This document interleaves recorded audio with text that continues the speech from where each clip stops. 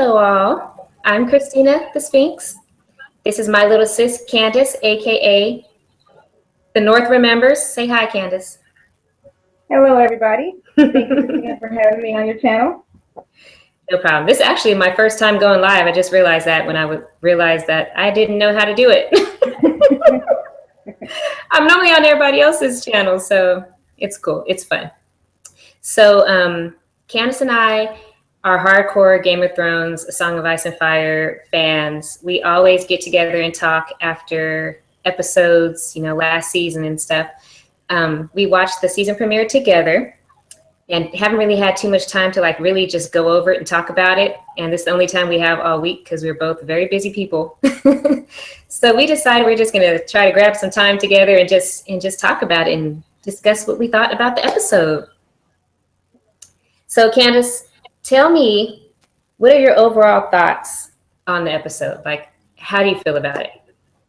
I loved it.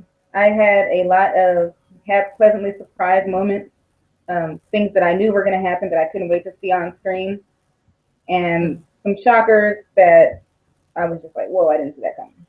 And that doesn't happen every season. I can't say I literally remember every season premiere either, because I think having read the books since last season, just gives me a whole new level of excitement. Like, knowing the layers that are in the A Song of Ice and Fire series made it that much more like what's going to happen. Even that there wasn't book stuff in it was okay with me. And we were both in the same boat in that respect. This was our first time going in with full book knowledge. Yeah.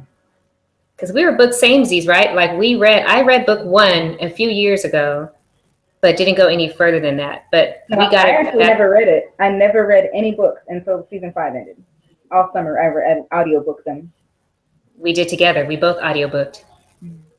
You may or may not have given me your Audible login information. We may or may not have shared that.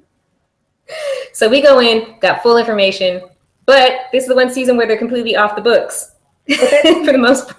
It was no less exciting. It was crazy. It was because I didn't want to ruin the Winds of Winter, so it's fine by me. I like the two different pathways.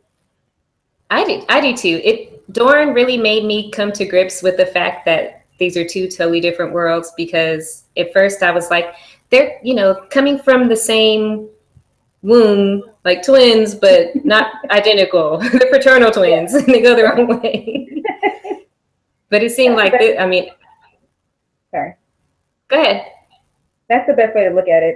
I now, having read the books and on my second reread, I can understand where the first-time watchers of the show who had long read the books were frustrated. So I very much appreciate watching the show first, and then so I wasn't disappointed in either one. They're both wonderful. I love them. I know you can do more in one than you can with the other. The only part that I guess it's a good thing, I love trying to figure out how they might have merged somebody. Yeah. And that's pretty interesting with it. But other than that, I just love the show for what it is, and I don't mind we stick to the show. And maybe we could do different videos where it's about books, and some where we merge them and we're trying to figure out what was where. Yeah, so it's like a book only discussion, or a show book combo discussion, or a show only discussion. Yeah, because I catch myself wanting to say show Jamie, and but it's a thing. Since you mentioned it, show Jamie, book Jamie, I was ready for book Jamie to come home and be like, F you, Cersei, I'm done with you. And he comes home and he's all, mwah. I was like, book Jamie. I was like, book Jamie would have never done that. Yeah, book Jamie was way beyond her bullshit. It's her game. And Lancel and Moonboy, for all I know. And book Cersei was more far gone too. Book Cersei's also on another level. Cersei gave him the finger a long time ago. She was like, they were over each other, I think. Yeah, and I was excited about that. Do I have an echo? Can you hear echo on me? Just a little bit, not much. Let me see if I unplug this. Does that make it any better? A little bit. Sometimes my headphones give an echo. I don't know why. Makes me sad. It sounds good to me. Okay. I'm not sure if you can see the chat, if anybody can give feedback on the sound, but it sounds good to me. Yeah, I'm trying to get back in. I had a technical difficulty. I'm trying to get in the chat. I mean, if there's anybody in the chat, I don't expect there to be because I know other stuff is going on right now. It's such a busy, exciting time for Game of Thrones. Yeah, and we weren't planning to go live. We were just trying to make the video for future. Yeah. And we'll figure out that later. We didn't know how. We were just trying to record our discussion and edit and post it later, but whatever. This is the only time we had. We got to get it while we can because I want to talk about it. Me too. Me too. So where do you want to start? I mean, we can kind of go in order, I guess. But you know, my memory isn't the best. I'll forget things and they'll be out of order. It flows pretty good. I think it'd be good to go with the order. Okay. So, I mean, it starts. You know how it starts. Yes, it starts with the lovely view of the wall from the top, the bird's eye view, as the raven flies. And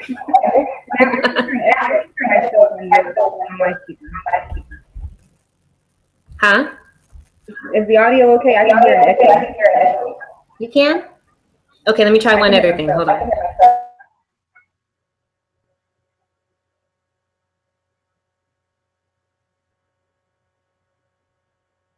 Okay. Can you hear me? Yes? I think you're muted. Technical difficulties will have their due. So we were just jumping in. Where were we? We were talking about I think we were about to I was discussing the opening scene. I only got as far as the wall viewpoint, and then hearing how sad Ghost was very much how I was feeling at the end of last week. Yes. If I could howl all night for Jon Snow getting stabbed. Into some greatness. Yeah. It was kind of funny how like his howling brought the people that came. Yeah, like there are some things that I think there's some TV land problems that definitely happen with the show. Yeah. So you try to ignore it. It's like, oh, that's ironic. It was all of his friends and there's one loyal other guy who's not his friend. But I love that it played out like that because that's who needed to be there in order to get the plot going forward. And why did Melisandre randomly show up to Davos's room? He also coincidentally showed up. Maybe she was going to go try to make a shadow baby with him. He's like, hey, I was just strolling around, looking at myself, and I saw some blood outside. Like, you don't know what's going on, Lord Davos? Jon Snow! Davos got company that's way more party than I was looking for. I was like, what did she do? Where did she come from? And since when does Davos just like let her in? You know, she's cool. Cool peeps. Visiting at night, and we're gonna find out they got a thing going on. Oh, I don't even want that to be a thing. Me either. But that's that. All right, so that was a great start. It jumped right into the Night's Watch's response to it, and I love that. Yeah. And with that whole not the wall and Castle Black, I'm wondering for one how many episodes we're gonna wait, because I truly believe in my heart of hearts that Jon's gonna be resurrected by Mel, and I wonder how long that's gonna take her, and how time jumps differently in the show, so it could be 2 days before half the season is over, or it could be he wakes up next episode and he starts just going for it, and the wildlings show up and everything gets wonderful. I don't want to get ahead of myself, but I'm super excited about the potential for the wall and what's going to happen through the rest of the season with Jon. So I stumbled upon pictures of season 2, like 4 pictures, nothing epic, right? Yeah. But we see spoilers for episode 2. Episode 2 spoilers. Mira Reed sitting there like this. Okay. That's a spoiler. Your visual is frozen, so I can't see how Mira's looking, but can you give me a description again? If you just look up to the right, I thought she was just I thought she did. She was looking. So, but we do see Dolores Ed. He's back. I love Dolores Ed, and because Dolores Ed always speaks the truth in the stories, I'm very nervous that they're all going to die in this event. And I didn't think Davos was going to die this early, so I'm kind of sad about that. Well, I feel like that statement was mostly directed to the Night's Watch, and I think they are all going to die. for the most part. And I think honestly, the Night's Watch is just going to be obliterated. Like it's not going to exist anymore. So I agree with that, but he said we're all gonna die. You chose the wrong room, and I don't understand how Davos and how Mel is gonna get out when all the action starts happening. I mean, there was a lot of space for getting away when like the Wildlings attacked the wall the first time. There was a lot going on, and I know there's less Watchmen now, and they're kind of all in that one room, so maybe they might get taken out in a Red Wedding kind of way. That would be so epic because I hate everybody there except for the guys in that room. well, when the wildlings show up, it's about to go down. And a lot of people say that the giant coming through the wall is at, I mean, the original book I read said it was Winterfell. And then everything else, you know, a lot of reviewers said it was Castle Black. I think it's going to be Castle Black. I think one's going to come back with them. And if it's not Castle Black, I think it still could be Winterfell after they take Castle Black and save Jon. Or they go there to kind of ride out for Jon because he doesn't come back and they're extra pissed. But if they roll back in the fashion to where they got giants busting through the castle, like the wildlings are coming and they're not playing. So pretty much everybody's going down. They hate the Night's Watch anyway. So all they needed was an excuse to like legally murder them. It's like the Purge. The wildling version. They've been waiting. They're out there. They hate the Watch. They hate what do they call them? The Southerners, as Northerners they think they are. Yeah. And I'm sure all they need is a reason. And Tormund's still probably like, I don't even trust these people anymore. But they killed his homie, and they're going down. And so I believe that like it's going to be a huge slaughter, and there's just going to be a few people that survive it. And I mean, honestly, they're probably all just going to ride out with Jon and be like, F this, we're done. Who do you think the survivors will be? Nobody that we know. I mean, nobody from the Night's Watch that we care about. It'll be Jon, Davos, Mel, Tormund. He'll make it to the Battle of Winterfell, at least. You think Dollar will make it? He'll probably have to go just because we don't need him, and he could, you know, somebody's got to die to show the impact of the battle. So, and mad screen time, so he's totally gonna die. He did have a lot. Yeah, he's never spoken this much. I mean, I love him in the books, but they did not give his just due in the show. Yeah, he had like 4 lines. They did. They did. They paid him a little extra this time. Quick question. How's about that blood in the snow? That was my phase 2 of this. I have thought with all the pictures I saw, and I think the end of last season we saw it coming out from under him, and I feel like there's something like an ink blot. You could make whatever you want from it, but I think it's ironic that it reminds me of wings of any kind. So that being said, I personally feel they could be dragon wings in some kind of foreshadowing way. Probably don't have enough evidence for that, but all of my belief is that Jon may be part Targaryen and or maybe one of the dragon riders in the future, and that could be a little nod to that. Yeah, or hint. He's totes Targ. Yeah, I think he's destined to come back and kick butt, and I'm not sure about the whole ending, but I never thought he was going to stay dead. I think the whole point of having Beric Dondarrion and Thoros is kind of like being mirrored here. That was foreshadowing for the fact that there's a red priest and a dead guy. Seems to be losing her faith at the same time, and she probably is going to bring him back and surprise herself the same way that Beric was brought back. And those wings, that blood shape, and the fact that they kind of hovered over it, to me, I think there was something there. Well, that kind of segues into another point I was going to make, is that Melisandre is like completely, her faith is broken at this point, right?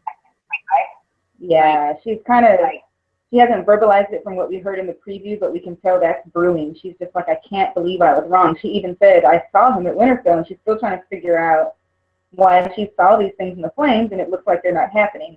I am surprised that her first thought isn't, maybe I could bring him back, but that shows you how far she's lost her faith. Yeah, she's too busy thinking about how everything she's been believing the whole time was all wrong. Yeah, and in hindsight, as old as she appears to be, when she said before how much she sacrificed and lost and given up, who knows? I mean, she killed Shireen, which I'm still trying to get over, but she probably I mean, she lost everything probably close to her. For one, for living that long, and for two, she probably sacrificed a whole lot of people thinking it was going to be the answer.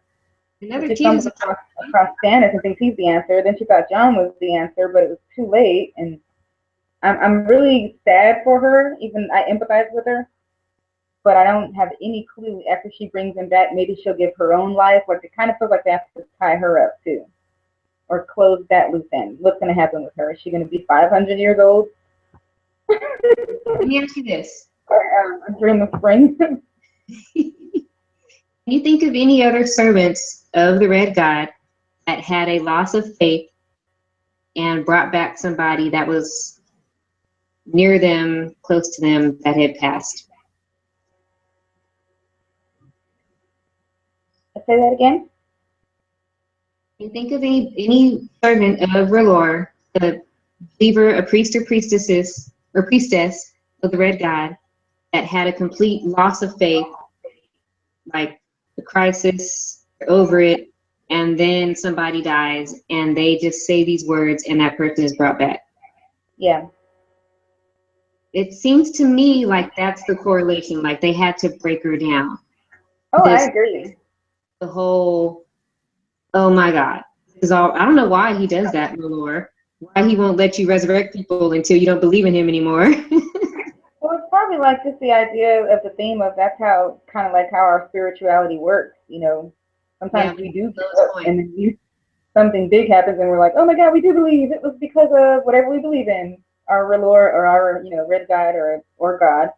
It just depends on, it's like that moment in life where you tie those two things together and be the light. I still don't understand what it is because I know the Ironborn do the kiss and it's like CPR, so I'm still trying to figure out if there's a scientific thing to this resurrection, but I feel like R'hllor has to be the most so far kind of legitimized God with actual things happening based on people believing in it.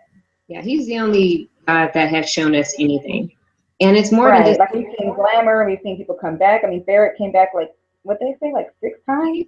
Was resurrected after days. That's magic. That's not a trick. Like that's right. And they were not brain dead. I mean, you got some zombified people, depending on your theories, like Robert Strong. But Kat came back with pretty decent reasoning, even though she was cray-cray. Like for days. When they brought back Barrett, he was okay. You wouldn't know he was jacked up to really like sit down and talk to him. You can pull it off like in public. Somebody who's been in a river for 3 days, yeah, she's gonna look like ass and be a mess because she was killed in a river. And the mountain was the poison. What that poison did to his body, for him to even survive a second after that is crazy. Shout out to Oberyn. May he rest in peace. We're gonna go there. Okay, moving on. Let's bring this back in.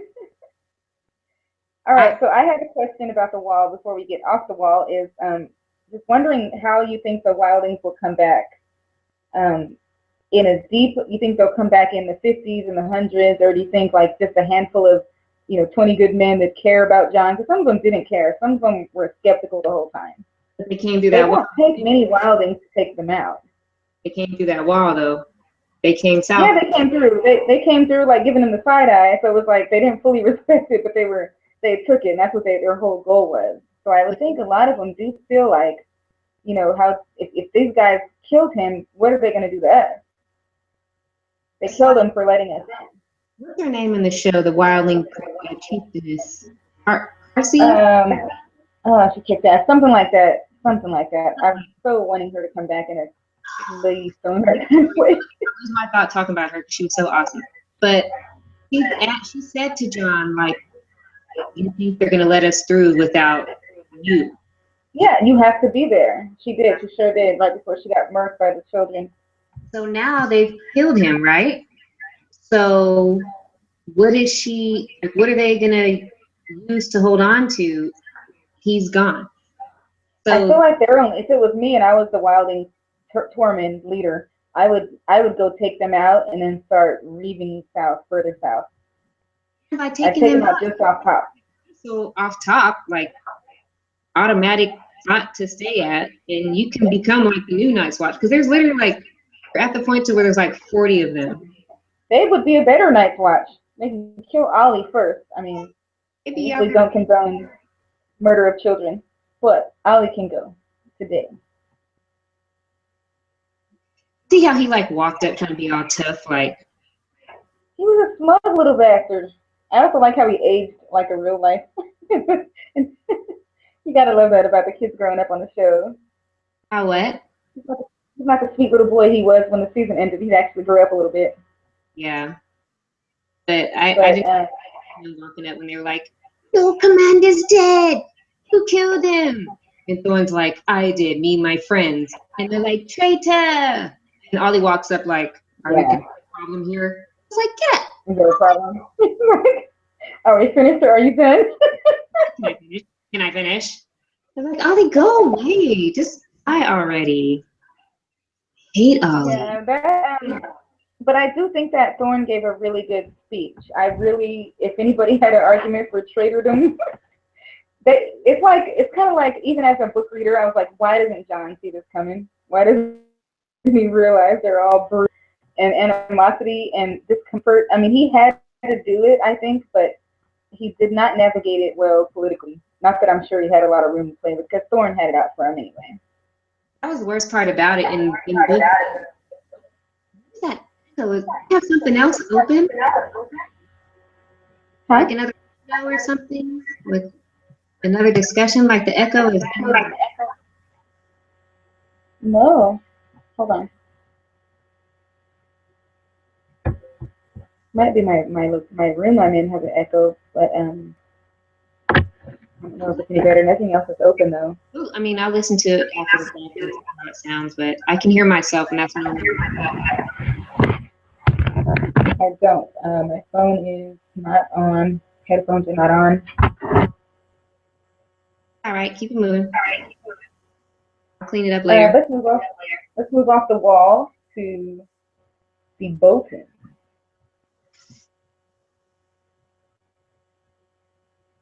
Okay. Ramsey having this whole little emotional moment with Miranda. I was like, since when does Ramsey care about anybody's life ever in the world? And then he was like, fair to the dogs, and I was like, okay, there he is. There he is. Yeah. It was pretty funny. It was like for 2 seconds I thought maybe he's not the guy we thought he was. He said that's a good beat. For half a heartbeat, in the words of George. Half a heartbeat. And he brought you back. I was like, nope, there he is. There he is. There he is. And then his dad pulls his total card, which further solidifies my belief that he's gonna kill Roose and Walda. Because he's like, yo, you played your games with Sansa, played your games with the heir to Winterfell, the heir to the Iron Islands, and now they're both gone. You pretty much, I hope I'm having another son to replace you because you're the worst. Yeah, I agree with that now. I was a little bit skeptical, but I actually think the next logical step for Crazy Ramsey is to kill his dad and the lady who might have an heir that will replace him. And because we heard where they just thing, but I think he is going to try to kill him, however obvious, or he tries to be low key with it, but they're not going to make it. I don't think they're going to make it. I'm not even sure he's going to make it. Not. Remember that one of those first teasers we got where they had the house banners waving, and they had voice, and he was like, "I'm the Lord of Winterfell now. Come see." Yeah. The Lord of Winterfell. He's not the Lord of Winterfell right now. Roose is. So for him to be the Lord of Winterfell, Roose has to be dead. He's the heir. And so for him to say, "I'm the Lord of Winterfell now, come see," I was like, boom, dead. But you know what? I can't figure out how he's going to get Roose's men to turn on Roose. I feel like that would be a hard coup. He's the next Bolton, like he's the son. He doesn't have to convince them to follow him. He's just next in line. So when dad is dead, I see your point. Like what are they gonna do? Like, you know, like call a council and be like That's true. But on that note, don't you feel like this episode is bringing in this season potentially a lot of kinslayers when that was really seemingly super forbidden? But you know what? That's right, used to be a thing too. And obviously it's not. But if Stark was in Winterfell, the maiden could walk the streets unmolested. Yeah, yeah, she could. Somebody commented in one of my comments, I think it might have been on a Teflon TV video. We were talking about, I think I said, what if the Song of Ice and Fire is really just them combining forces to be the greater good or to fight the evil? And someone said it was more of a balance. And I never really thought about the fact that that was what they meant by a Stark always being in Winterfell. And it might be what was needed with the Stark at the wall. I don't know how deep that goes. Yes. Stark and Winterfell and a Targaryen on the throne. Like ice and fire. We lost Targs on the throne and stuff has fallen apart. And the only other thing we had was Stark was still in Winterfell. And then once that was gone, it was like, maybe the others are like, yeah, we're on, guys. That's true. That's true. Well, I don't know. Yeah, because King's Landing was doing good, but it wasn't doing good under every Targaryen ruler. No, not doing good. They had control. Only people that the others weren't even trying it. They were just a myth at this point. And the only rebellion problems they had were freaking Greyjoys, and that's just because that's what they do. That's true. So for the most part, there was peace.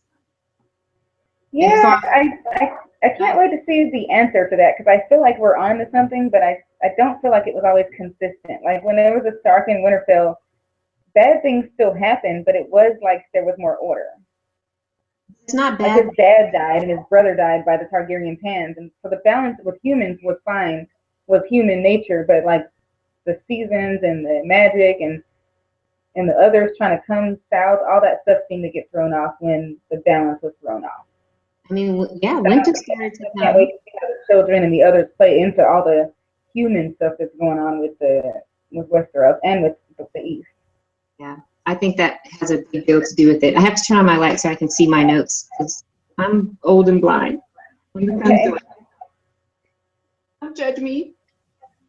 I'm not. I'm sorry that I know that creates like this crazy glare, but it's life. It was fine to me. I had another note about Ramsay. Okay. I realized that I had thought about it last night when I watched it for the third time.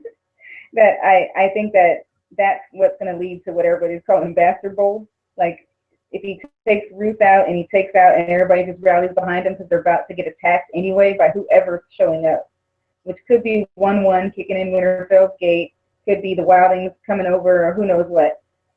But I think that what Ruth said to him in that episode is what's going to drive him probably to his own demise, but he's going to like take some people with him before he goes. Bruce? I hope Stannis the Manus shows back up and is part of that. I feel like he's not dead either. I know that wasn't in the episode. But. Why do you think he's not dead? A part of me feels like when he told Brienne to do her duty, they both have that super duty tunnel vision. And I feel like she was like, "You're right. I'm supposed to be finding Lady Sansa. Let me go off into the forest, and then I'll run into her at the fork in the road." So would that mean I'm gonna leave you there. Sorry. Would that mean that the soldiers that found Sansa and Theon are soldiers left over from the battle, or soldiers that were sent? No, Ramsay said he sent a team out, so he sent them from Winterfell. They're his men that he sent out when he realized his boo ran away. So at this point, if Stannis had been killed, he's already dead and murdered. And if Stannis had been killed, Stannis is dead out there somewhere, because that's what Ruth was saying when their scene started. Ruth said, "Did you find the man who struck the killing blow?" And that was an unnecessary statement and scene. And Ramsay said no, and that's why he was extra pissed. He said, "Pity, I would reward him." So nobody found the man who struck the killing blow, and nobody found the body that we know of. You better stop, because at the end of last season, I was like, yeah, he's totally alive, because Brienne decided at the last minute she's not going to kill him. She's going to use him as leverage. And he's going to be like, you know what? I freaking sacrificed my daughter, and my wife hung herself, and my red priestess bounced. I've been all wrong, and what can I do to fix it? Because I'm the worst in the world. Then during the off season, that went away. To bring it back. I never really thought he was dead. I feel like he might have a little more to do, and I could be wrong, but it's one of those blurs I have between what I think is left to happen in the book, the missing pink letter in the show, but the potential for it to come back, like that maester that was there with Ramses. They've Yeah. never shown a maester with him, and for me, it brought in a whole potential for that guy to do something special or not. He's like And Chekhov's mace. Stannis took their maester. I can't remember how it ended in the book. But I'm thinking of the Theon Leak chapter, Not in the not show. the sample chapter. In the show, the last maester we have at Winterfell, you know what happened to him. Right, but in the Winds of Winter Leak sample Theon chapter, excuse me, Stannis is asking one of the maesters that came from Winterfell, who was actually like low key supposed to be spying, and he was sending ravens back, and he was quizzing him about how many places they fly. That was all part of why some people think that the pink letter came from Stannis potentially, and I feel like there's still a chance that could play out in the next 2 seasons. Even though that was the reason why Jon in the books wanted to go home and why they murdered him. I'm going to say shanked him. So they kind of could have done it then, but maybe they weren't sure. Or maybe they won't do it at all. The maester could have just been standing there like as the guy that Ramsay was going to tell feed the dogs. Yeah. I mean, that's a whole nother discussion. Pink letter stuff. Why did Jon leave the wall stuff? The show still hasn't even answered that. Like, we could still speculate on why he, in the future, like where is he going to go next? Because I believe that when he comes back, people, I hope this doesn't offend anybody, but I don't understand why anybody would say he would be resurrected and like go back to being the Lord Commander of the Night's Watch. Like, how do you get murdered? It's like me being the captain of the football team, and then the whole football team votes to have me not be the captain, and then I find some loophole and I come back and I can still be the captain. I know they all hate me. Yeah, I agree. I don't think that I think that when he returns, no matter what level of himself he is, he's going to go fight outside of the wall. I think he's going to go south. Either he's going to fight the White Walkers because they're going to have showed up, which I don't think that's happening this early, or he's going home to get his sisters and whoever else he thinks might still be alive and salvage what's left of the Stark name and history. What if Stannis is still alive and still legitimizes him? That could very well happen. I didn't think about him being legitimized because honestly, if my theory is right, he's a Targaryen. So, this could go in many ways, but nobody can prove that. So you can't even use that for anything right now. But if he goes out, he's like, "F y'all, you killed me, I'm out." And then he's like, runs into Stannis, and he's like, "Stannis, dude, you're alive. I thought you were dead. No, I'm alive, and I'll make you a Stark still." And only reason he would ever need to be a Stark is because get the North behind him. Yeah, and they're waiting for somebody to get behind. But some will be like, "But he's a bastard." But if he's a Stark, then he's got everybody. He's the Stark in Winterfell. Yeah, I don't think that at this point in life, the North has been royally, I'm trying not to cuss, I don't know what your channel's about, but they've taken it with no Vaseline. No Vaseline.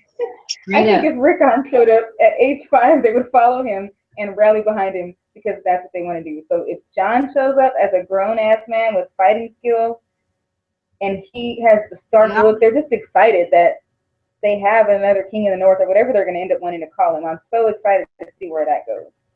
Yeah.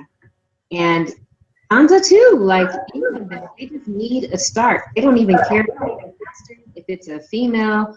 They're just like, any of the Ned's kids. The Ned. All right. So for the Sansa, you want to go to the Sansa rescue or kind of skim over that? What's happening with her and her whole potential? I've watched the Sansa and Brienne scene 3 times now, and I've cried every single time. It was so, I feel like I'm not mad at, I never was mad last season about her unfortunate rape from Ramsay, but I knew that they were bringing that character down to the dumps so that her rise would be that much more epic. And it really worked for me because I know she got a bad rap with Joffrey, but as a show watcher, you didn't really get the grasp of it until she married Ramsay, and that happened to her in front of Reek. So it was like just a strong sense of vindication that she's got somebody who cares about her. Her and Theon go way back, and she's got, when Brienne stood up and said her oath, that was just like the thing I've been waiting for since I finished the book. I know she's going to find her. There's no reason they left her looking in that damn window for a whole season. And it was like redemption for both of them. Brienne finally got a chance to not let anybody die on her watch. Not that they were all her fault. And Sansa's finally like, I should have listened to you. And I hope part of her realizes that Littlefinger was shady, because if she had listened to Brienne the first time, she would have never had a lot of bad stuff happen to her when they ran into each other at the inn at the crossroads. I felt so moved by that scene. And this will probably be my most dramaticest of responses until I see Sansa like take a high seat or a throne. Because you know I'm Team Sansa. Like, she's my #1 favorite character of all time. Because I get it. I got it a long time ago. So see Brienne, and she didn't even say anything. Okay, I'm just gonna break it down for you. It was super. That was my other point. I don't mean to cut you off, but the acting in this episode, Brienne, that was, for one, that's my favorite season of my favorite episode and scene. That's my favorite scene. It's gonna be I'm pretty sure it's gonna be my favorite scene of this season until something epic. It's my favorite scene of the whole show right now. It has everything beat that I thought was great and beautiful, and that is it. That moment, Pod coming in out of left field, dropping his knowledge. He's like, you know, you always have meat and meat at my table. It was beautiful. I'm about to take it there because first off, you know, Sansa and Theon are running, and they're freezing. They've been through the icy river, and she's just like, you know, completely happy with her. No, he's like, Sansa, you know, he looks at her, and she's just like, and he just holds her. Like, you know, just grabs her and holds her, and she just like relaxes her head on him, knowing that to somebody finally she could just take 2 seconds and close her eyes and just relax. And then only half a heartbeat. Then the dogs come. It's all falling apart, and he's about to sacrifice himself to save her life. He tries to. He doesn't consider it sacrifice, because he's like, look, go north. Go find John. It's all good. I got this. And stands out there like, hey, look at me, kill me. And Brienne comes. And Podrick. And I'm so happy that they did not make Podrick an epic ninja, because that would have pissed me off. He was good. I love his claws. He fell off the horse. Yes, that's the appropriate fighting level for Podrick right now. So that was done perfectly. Brienne murks everybody. John saves Podrick's life. And then Sansa, after all the fighting is done, everybody's looking at her, and her, still being a lady and always keeping her courtesies, the way she stands up, it was like, oh, let me greet my guests. Like, that's there's company. Okay, let me make myself appropriate for the people that just saved my life. You know, then she comes and she just stands there. She's automatic. She's noble. She's royalty automatically. Like it comes to her like this. Like, let me get up, and she just stands up there like, okay, so, you know, she was like, oh my God, I did it. Just stands, and Brienne's like, sheesh, and says the exact. Catelyn do that, and that's what made that. It was like a repeat of Catelyn, you know, getting Brienne's oath, and it was like perfectly done. I just can't even put words to it. It was perfectly done. This part, remember how Catelyn in the books, she said she had heard so many people say those words to Ned, but nobody had said it to her before. Yeah. And that's the reason she even knew, like, comeback words, listening to people swear their swords to her husband.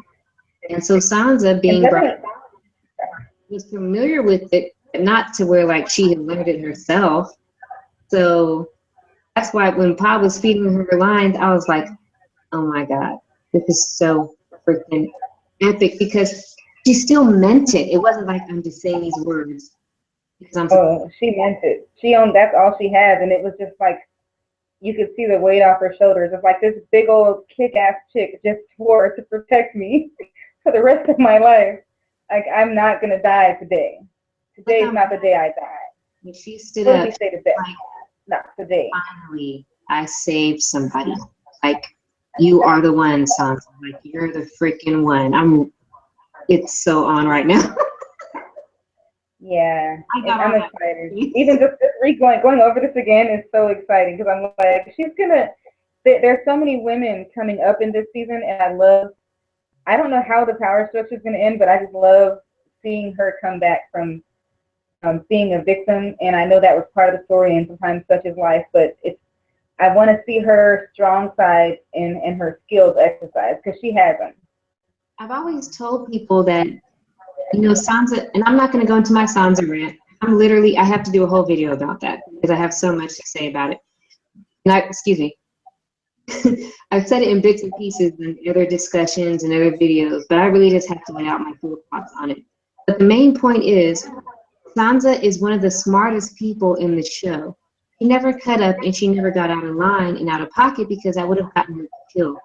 And she's still alive. And she's got full capacity of herself. All her body parts are there. She's good. Yes, she had sex. Not had sex. I'll say she was assaulted. I don't like to use that word though because it's a whole other topic anyway. She's been violated in that way, which she wouldn't have chosen if she had the choice. But she is completely able to come back from this. And I always felt like people didn't understand, like when you're not safe, you have to do what you have to do to survive. I always thought she did a good job of that too since day one. She initially tried to buck on Joffrey, and she learned pretty quickly that was not a good idea. And the Hound kind of helped her with that. And that's why Arya would never have lasted in the same situation where Sansa is, because they fight their battles in different ways. And I hate it when people try to call Arya strong and call Sansa weak, because they're both still alive. And it's not fair just because one fights physically and one fights with discipline and courtesy to call the other one. And Sansa, I agree. They're both strong, and it's not fair to compare the two because Arya was already like raging, where if Cersei could have got away with it, she would have probably had her off early on from her mouth and her, look at that one, she's a wild wolf, the way that when Joffrey was bitten. I agree. Arya was not built for politics or kneeling. She should have been a wildling. I was just about to say that. Like, she should have been born south of the wall. That's the only place where she will ever really do well. Maybe now, after all of this, being humbled, maybe she'll try to be like. Yeah, close the door, baby. Her anger and her pride are just. That's why being a faceless man will really bring out the best in her, because they're just going to break her down to her. Yeah, I agree. All right, you want to move on to another chunk? Sorry, I got the baby. Going on, Nat? I don't know. I was going to go potty in the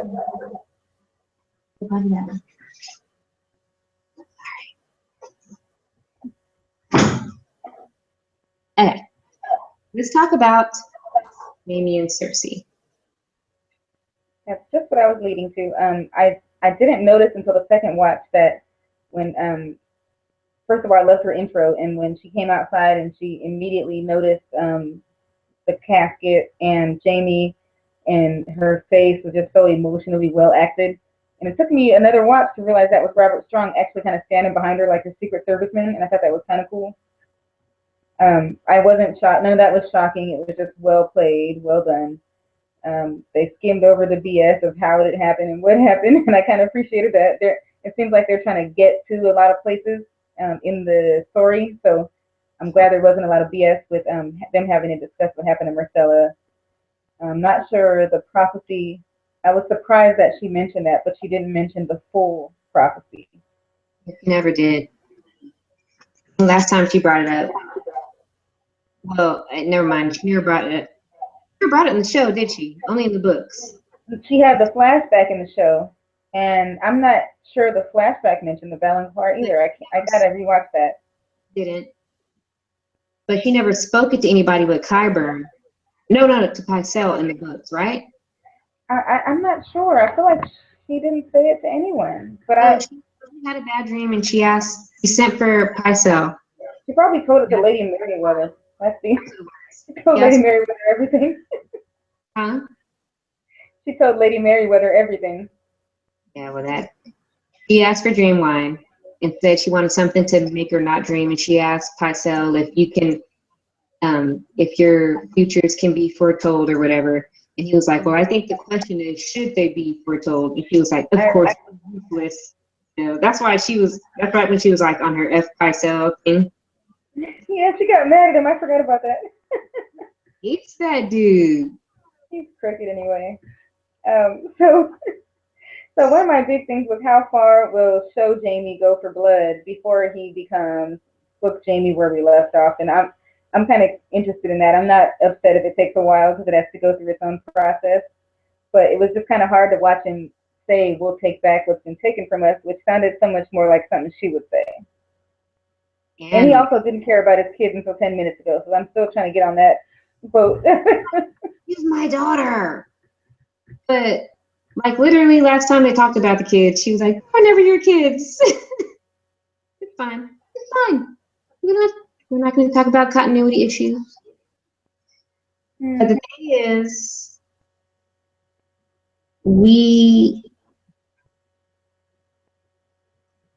so refresh me on the show. Did Tyrion tell him that she was effing Lancel or anybody else, Moonboy or anybody else on the show? I don't remember. I know they had a good goodbye, like a sweet goodbye, opposed to the goodbye they had in the book. You stopped. You froze for a second, but I think you're saying that you missed the scene in the show where Tyrion told him all the beans. Yeah. You are accurate. Tyrion never told him anything, and he never told Tyrion about Tysha in the show. So in the show, Tyrion never went around wondering where whores go or anything like that. One day I'm gonna do a video. He was just upset about Shay. Okay. So that was kind of like, to me, that took a lot out of why he was so drunken. I mean, I also never in the show realized that he had bad dreams and that's why he drank a lot. That wasn't easily seen until I read the story. So I think they left him. Sorry. Huh? Yeah, I felt like in the book it expressed more that he had trouble sleeping. I mean, they talked about a lot of nights where he was up late, like he was up late reading. I think in the book he was up late reading when that library caught fire in Winterfell. He was the last one in there. I never took it as insomnia though. I thought he was like. I could be wrong, but I felt like there was a few references throughout the story on the reread that he had trouble falling asleep and didn't sleep well. I mean, he says it in the show. He says, "I can't sleep without wine" to Jorah, and Jorah's like, "Well, stay awake then." When he kidnaps him. But anywho, moving along. Speaking of the Lannisters, what of King Tommen? I wrote that down because I don't understand what they're going to do with that poor boy. Well, what I was about to go into was Marjorie in the High Sparrow, so that kind of segues into that. Yeah, it was really weird that he mentioned her husband. Like I think he's trying to make some kind of deal. I haven't heard anybody talk about this yet. Hello. Yeah, everybody said they were asleep during that part, and I can understand. It's a little slow. But I read into it, and I'm like, why is he talking about her husband being lonely? All the prisoners' husbands are lonely. and when you know the sentence I'm talking about. When he said, "You're perfect and without sin," and I mean, I'm paraphrasing, but she was like, "We're all sinners," and he hopped up like, "Boom, you're good. You're on the way. You're on the path. That's the first step." And she looked at him like, "The first step? Like I just said a sentence." Yeah, she looked at him like he's trying to tell her, "Listen to what I'm saying now," and just go along with it. trying to feed her information. He's like, he said, "Can I see my brother?" "No, but let's talk about your husband." And Right. we're all sinners. You got it. You're on the way. And she looked like, oh. That's why the next banner on my wall is going to be the Kairos. The Night of Flowers. Marjorie's smart as hell, and she gets no credit. Like, nobody even discusses her or, like, cares about her. And she's She very is smart as hell, and I'd like to do a whole episode on what moments in the show and in the books that I was like, this chick has game. She's like the little girl, Littlefinger, without being evil. evil. Evil. But she's married like mad people. She's like a widow 10 times over. She's serious to the cause. She's family duty honor if no one else is. Now she's about to become a freaking follower of the, not follower, they're all followers of the Seven. She's about to go all the way in. She's gonna pretend she's a super duper militant space person. She's gonna roll over on Cersei based on whatever the High Sparrow talks her into. She's gonna And she's gonna get out of there with her head and probably minus the walk of shame. Because she's gonna become like a Septa. Like, she's gonna go all the way in, and he's gonna feed her the information. Like, if you do this, you won't die. If you do this, you won't die. I think, and this gets me on a whole nother tangent, and we'll have a whole nother video about it if you're willing to do it. I firmly believe the High Sparrow is a man with a plan, and HS may equal HR. The long game. I like that. I like it a lot. I'm still trying to find evidence to support it. Once I find it, I don't need any evidence. you're already in. This is one that I just feel like I can't put my finger on it, but I feel like it feels right. The dude didn't just send his kids out there. I think he also went on a mission. And there could be somebody else taking over Greywater Watch. They always have cast out. His kids, like, they're just. Why won't they go home? His kids. Huh? I think Jojen is dead. I mean, I'm not sure. I believe this crazy theories or what. But I just think at least Mira's still there because you said we saw a clip of her on the show. Talking show, kids. Yeah, I'm sorry, I'm doing it again. Show book. I do it too. Don't know. I think in the book they're still in the tree, so they can't go home. I think that Mira was told to go with her brother wherever he is,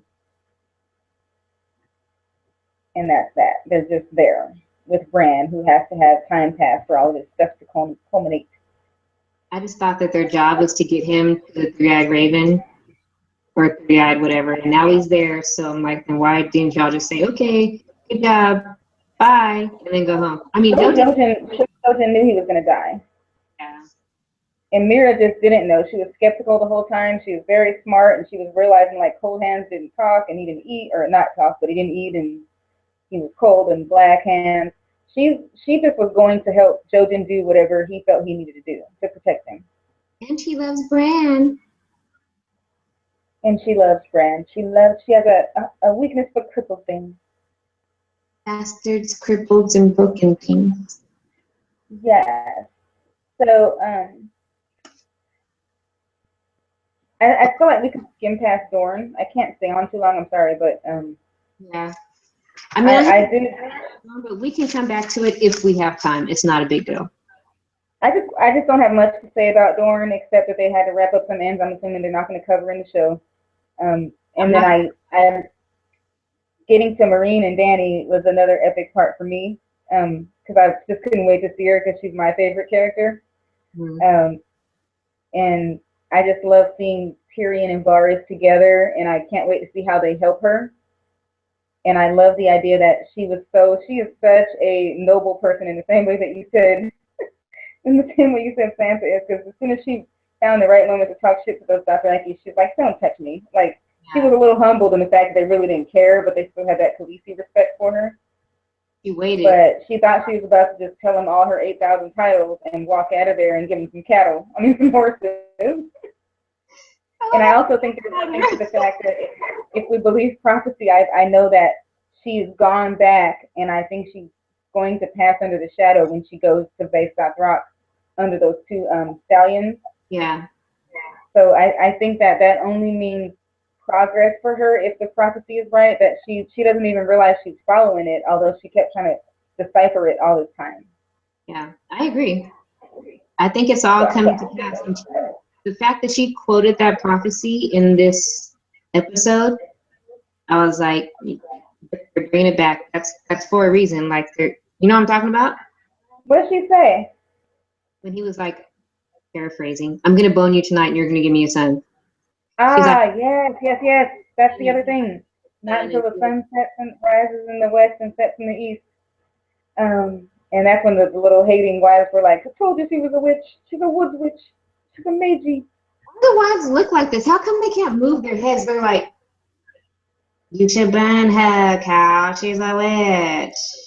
Yeah, they were. I think they were just being stank. They were just being bitches. They were like posturing, like they watch it again, like they never move their heads. They have like they're doing stuff in their hands where they're like, I never realized that. I think they were just trying to be unenthused and act like, just shoo that fly away. That's not important. She's nothing. She'll never be us. I don't know. There was something unsettling about it to me, and I did not like it. And I'm gonna have to talk to Dave and Dan about that. But as far as Annie ended the Dothraki, I don't even think I wrote anything down about them. Oh, I made a joke. I wrote a joke about the bro code about not boning the cow's wife. That cracks me up. I'm like, of all the things, he sits her and tells her she's millionth of her name. But I mean, that is lucky because usually they gang rape the people they pillage, and so that was a lovely thing that we didn't have to watch Daenerys go through that. Yeah, that was. I thought it was gonna be more epic from the trailer because that was in the teaser too.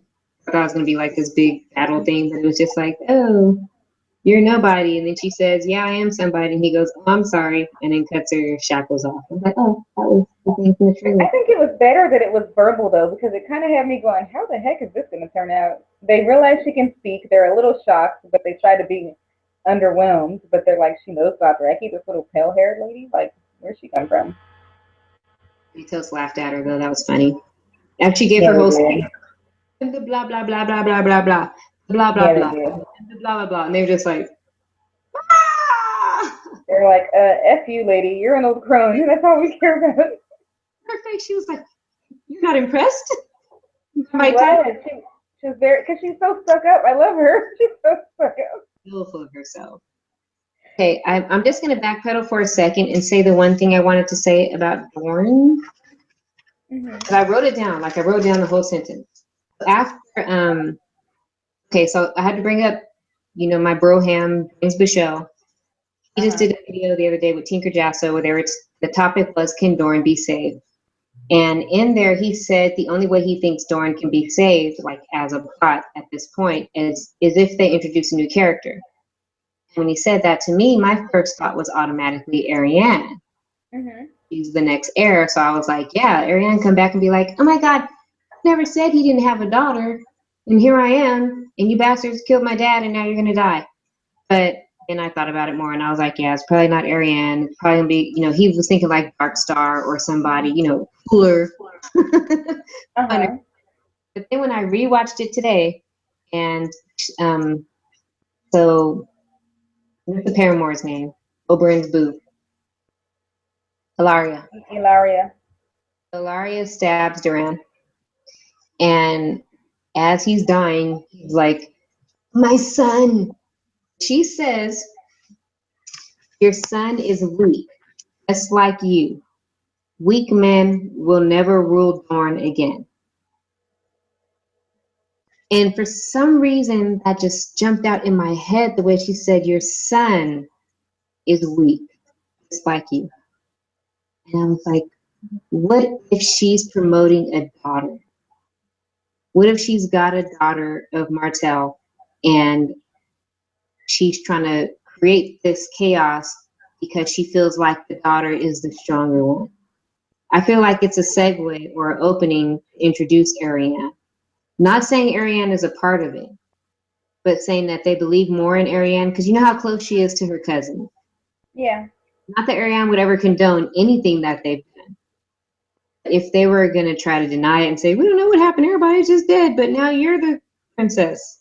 Yeah. I could see them trying to use this as a way to save Dorne and also add Alaris the Sphinx. Have we heard any leaks about an Arian casting? Because I just feel like I see where you're going with it, but I think they're combining the idea that a woman would be in charge in Dorne, and it's going to be Ilaria and the Sand Snakes attempting to be um, running the show. That's what I think. I actually don't know if they're going to give Dorne that much time with the limited amount of episodes left. Yeah, I mean, I guess I just don't know how to justify Ilaria Sand, some random lady like running. Well, Dorne isn't like that though. They're not, but they still follow the same code. Like that's why Arianne could never marry Darkstar, you know, because he was cool or whatever, but he wasn't to her level. Well, if we believe the stuff her dad told her going back to the books instead of the show, he didn't want her to marry people because he was plotting other stuff. I really can't figure out what Dorne is about, and that's probably the very little reason why it still interests me. Not Doran. I'm trying not to say the man's name.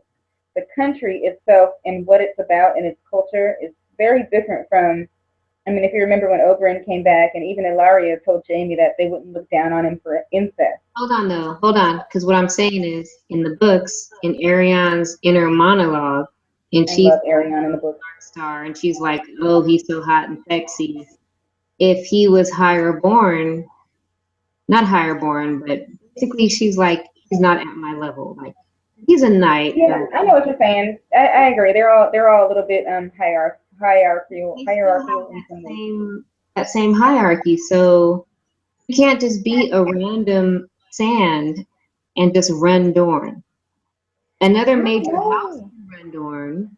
But it does feel like they're so Dorne is so angry according to what she's saying, and if you see the guards standing there and them actually agreeing with that, the country has to be at some point, or at least factions of it, tired of Martell rule. And there's a lot of people that were anti-Martell anyway. Every country has its houses that like hate the leadership, so they might have just kind of nudged the right people.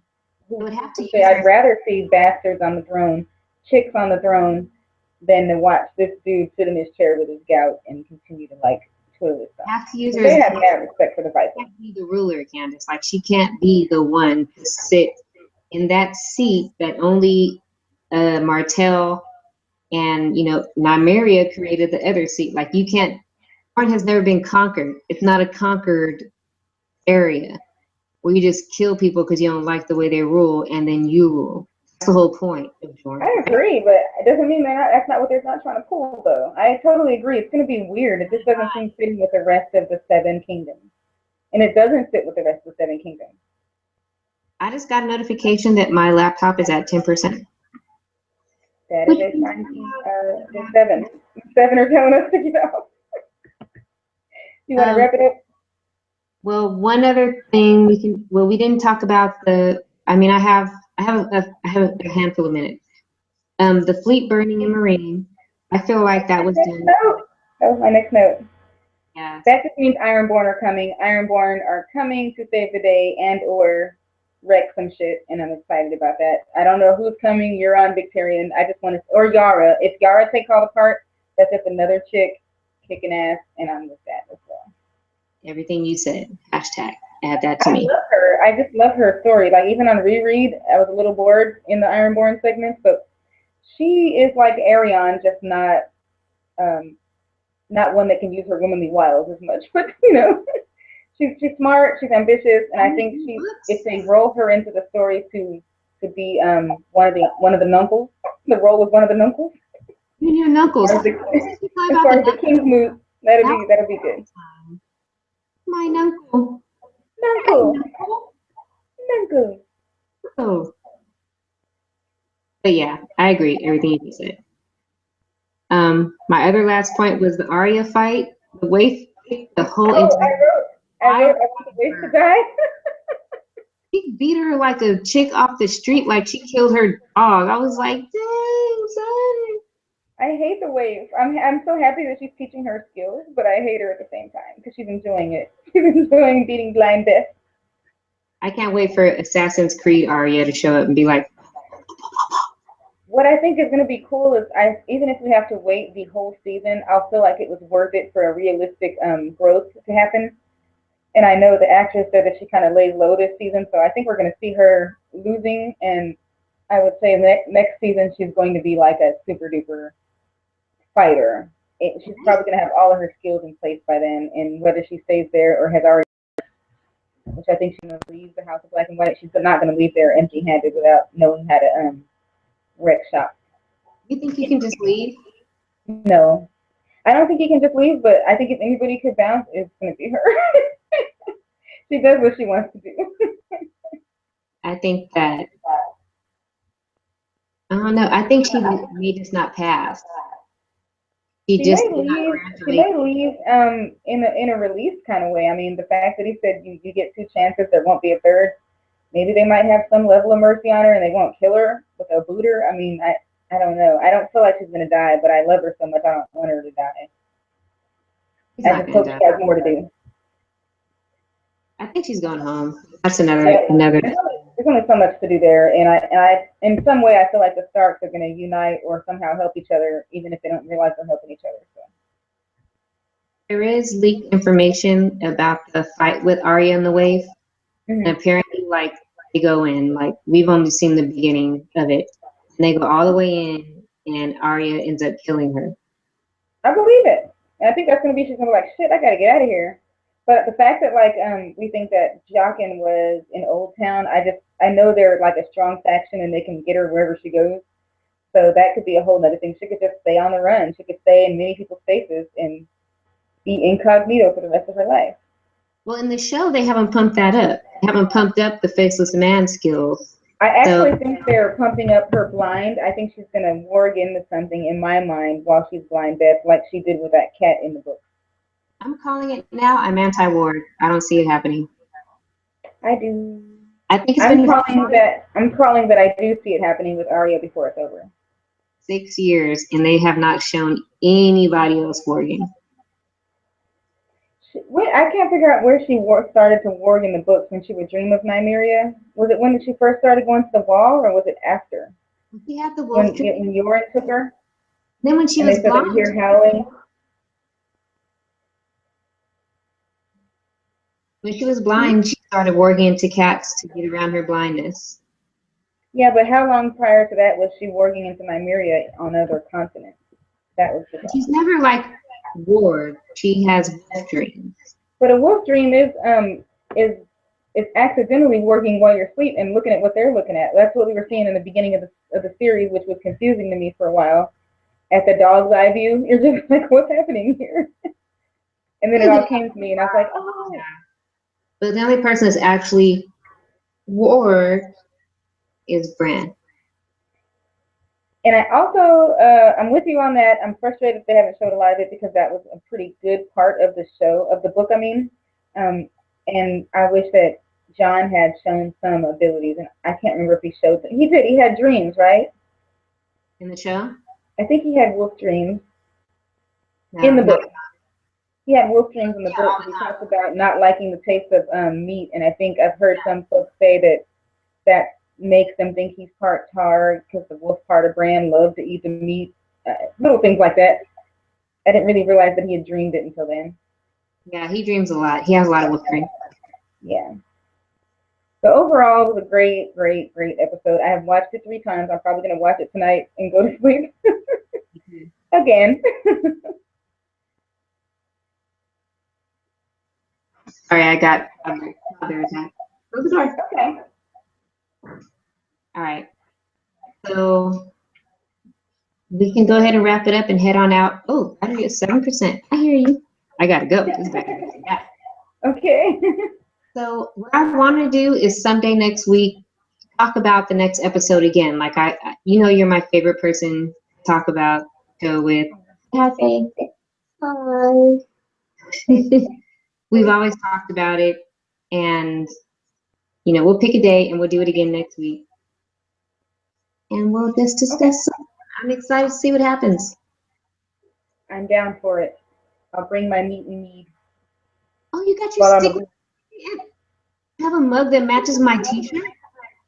Sticking with the pointy end. What? No. Lord Jesus. Bye. Thank you for having me.